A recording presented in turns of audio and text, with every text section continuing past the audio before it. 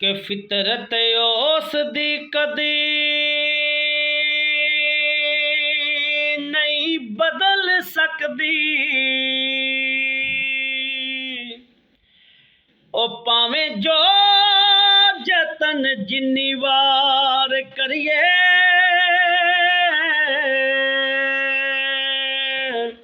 ਉਹ ਬੂਟੇ ਅੱਕ ਦੇ ਅੰਬ ਨਹੀਂ ਦੇ ਸਕਦੇ।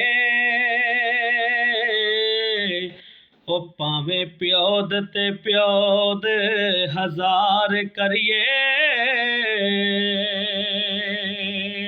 ਤੇ ਹੁੰਦਾ ਪੌਡ ਤੇ ਪੂਡ ਵਿੱਚ ਫਰਕ ਬੜਾ। ਉਹ ਸੋਹਣੀ ਸੂਰਤ ਤੇ ਨਾ ਇਤਬਾਰ ਕਰੀਏ, ਕਸੂਰਮੰਦ ਆਖਰ ਡੰਗ ਮਾਰ ਦਿੰਦਾ। ਉਹ ਨਾਲ ਸੱਪ ਦੇ ਜਿੰਨਾ ਵੀ ਪਿਆਰ ਕਰੀਏ, ਕਸੂਰਮੰਦ ਆਖਰ ਡੰਗ ਮਾਰ ਦਿੰਦਾ। ਉਹ ਨਾਲ ਸੱਪ ਦੇ ਜਿੰਨਾ ਵੀ ਪਿਆਰ ਕਰੀਏ।